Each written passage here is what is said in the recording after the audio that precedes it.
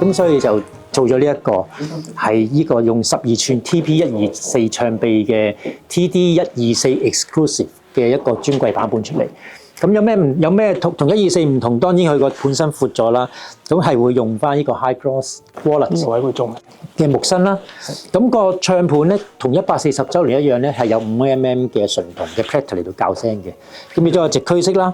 咁今次咧就唔係用平魚仔頭啦，今次咧就係同EMT 廠聯成出咗一個 EMT 當年俾廣播界用嘅 Tundus 嘅唱頭。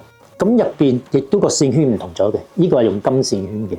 咁呢一個係要一個 system 咁賣嘅，因為佢呢個係亦都係一套咁樣生產嘅。咁我唔知再做嗰個唱頭會唔會再貴啲啦，因為金價都上得好犀利。咁其實佢由2026年開始供貨啦，咁我哋一路都好想快些少搞呢個示範會。咁但係因為佢唱盤就先可以供應到，但係唱頭嗰度有些少 delay。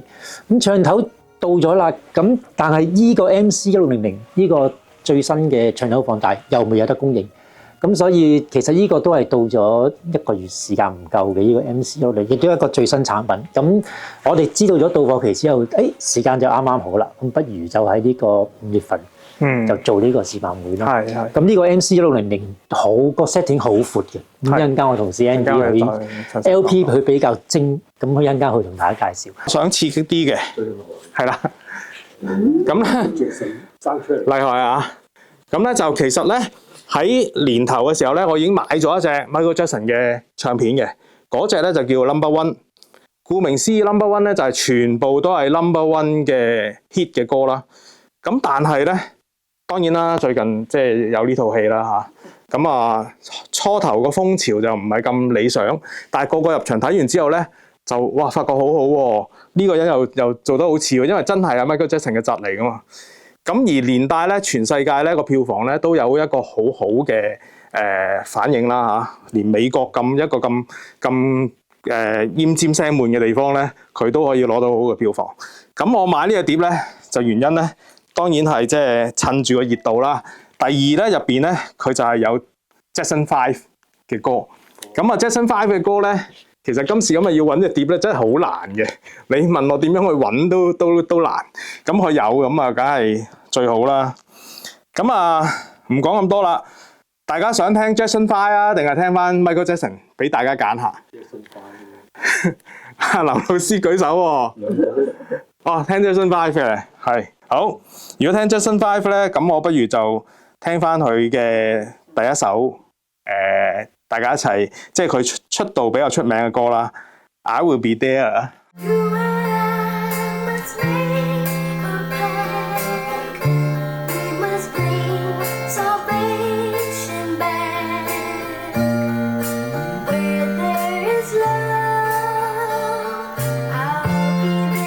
呢一水嘅piano 咧，就係一隻咁樣嘅嘢。唔知大家有冇印象見過呢一隻嘢咧？其實如果一個老即係好資深嗰啲發燒友啊，即係黑膠年代發燒友咧，就幾乎人手一隻㗎。咁咧呢一個作曲家咧就叫做瓦雷茲啦嚇。其實嗰個法國人嚟嘅。咁咧佢就後來移民美國。咁咧佢係讀咩出身咧？佢係讀工程嘅，同埋讀音樂出身嘅，即係佢兩方面出身嘅。嗱呢樣有趣啦。佢去到美國之後咧，佢就開始發展出一種好特別嘅，即係一種特別嘅音樂嘅形式，一個音樂嘅模態。佢叫做咩咧？叫做有組織嘅聲音嚇，有組織聲音。其實咧，有啲人話咧係有組織嘅噪音。咩意思咧？就話其實佢話音樂係咩啫？音樂除咗我哋基本常識啦、旋律、節奏、和聲之外，其實音樂有好多成分啊嘛。音色係咪成分啊？我哋發燒友講音色噶嘛，講質地或質感噶嘛嚇。咁咧質地啊、音色啊，可以係一種嘅構成㗎。即係佢話任何嘢都可以成為音樂嘅一個嘅元素。包括咗啲工業嘅噪音嚇，只需要咧係一個有理性嘅組織得好咧，就會係一個好音樂啦。咁呢樣嘢咧就個影響力就好大嘅。咁到後來嘅實驗搖滾咧，其實咧如果追溯翻佢嘅祖宗咧，可能咧就係呢個瓦萊茲。咁呢個唱片入邊咧係有3個作品嘅。咁我哋聽最短嗰個。咁咧呢一個咧叫做電離啊 ionization。咁呢個係咩個物理現象啦嚇。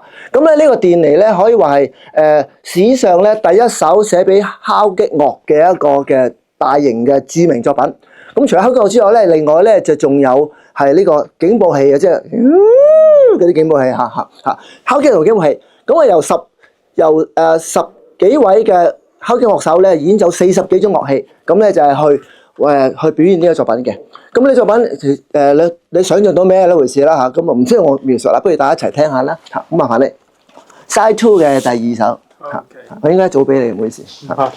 講下 Andy 咧，真係我真係係我寶嚟啊！因為咧我買唱盤咧，我嚟我屋企裝，跟住咧有啲咩少少頭暈身㷫咧，佢又上嚟，哇！呢個專家嚇。